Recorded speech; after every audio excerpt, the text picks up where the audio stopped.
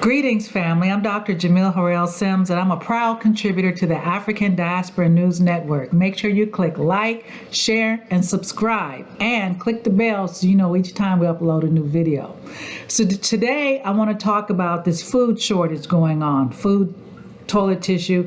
We are in the 19th month of this situation, and, you know, this is very daunting. Back in like 1980, 81, someone gave me a book called 666 by Salim Kerbin. You cannot find that book now. If you do, you're very fortunate. That book has been gone. I still have my copy.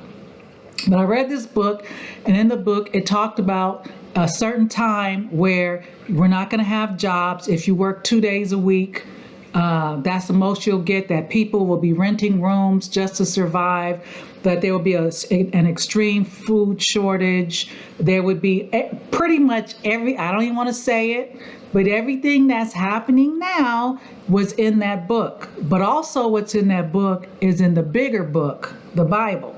So right now what we have ships that are sitting on the coast with supplies that are just sitting there. They can't bring the supplies in. We have Bill Gates, who bought up all this good farmland. Listen, if you don't understand what's going on, I don't know what to tell you. You better wake up from the coma, because this is real and it's hitting home. One of the things I really want to press upon you is survival. And according to Yahoo News, among other news outlets, this situation it's happening right now, even more so, and they seem to be more concerned about the holidays. And I have my take on that. I recall Kamala Harris and Joe Biden saying you better do your Christmas shopping now, because they already knew what was going to go on. They already knew that this was going to happen. They don't do anything to stop it, though. Let me tell you about Christmas shopping. I don't want to spoil your Christmas holiday, but why are you going to go into debt to buy gifts that no one's going to use after 30 days? Why are you going to go into debt and then in January try to figure out how you're going to pay all those credit card bills? Yes, if you have children, it's nice to get them some gifts, but we are in the middle of a very bad situation.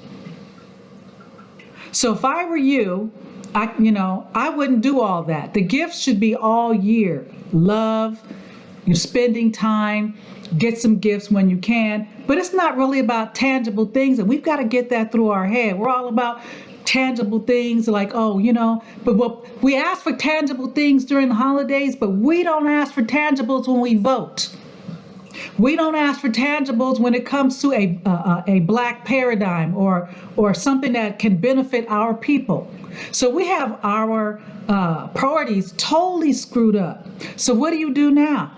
There's a food shortage. There's a shortage of things that are necessary, not things you want, things you need. What do? I can tell you that some cities across the country are having a gardening thing where they're doing free gardening, or they're helping you to create a garden. Why are they doing that? It's not just about mental health. They're doing that because you're going to have to eat off that. I have done some videos about bartering. I have done some videos about a few things that, Saturday schools where our children can be taught their history. I have, those don't get as many views as the ones when something crazy happens. Plenty of views. But when I'm trying to teach you about survival, economic, mental, physical survival, a lot of people don't want to hear that. Our brother Gil Scott-Heron said in his song, "The Revolution Will Not Be Televised," and he had another one, I believe it's "They Almost Lost Detroit." I don't know which one it is, but he said, oh no, it was the King Alfred plan. He said, either we're going to unite or unity will be thrust upon us. How many of you have even heard of the King Alfred plan? How many of you have heard of Agenda 21? You probably haven't. You need to look that up. As a matter of fact, you need to get with someone who's knowledgeable and get with them, because some of this information, they're going to shoot it down. It's a conspiracy theory. Well, how is it a conspiracy theory when everything that it talked about back in the 60s is happening right now? You're going to have to start learning how to grow your own food. You're going to have to get some pots if you live in an apartment, and you're going to have to learn how to get it from seed. Even trying to get organic seeds is not as easy as it used to be. You're going to have to learn how to find out if the food is really organic or not. You look at your fruit, they have the little sticker. If it has 4 numbers, it's good to eat. If it has 5, it's definitely GMO. You're going to have to learn those type of things. You're going to have to grow your fruits, grow your vegetables, compost. Listen, you throw food away, those bananas and apple cores and orange peels and all that, you're going to have to stop throwing that away and turn it into compost and put that back into the ground so that all the mess that's in the soil can be broken up and be renourished.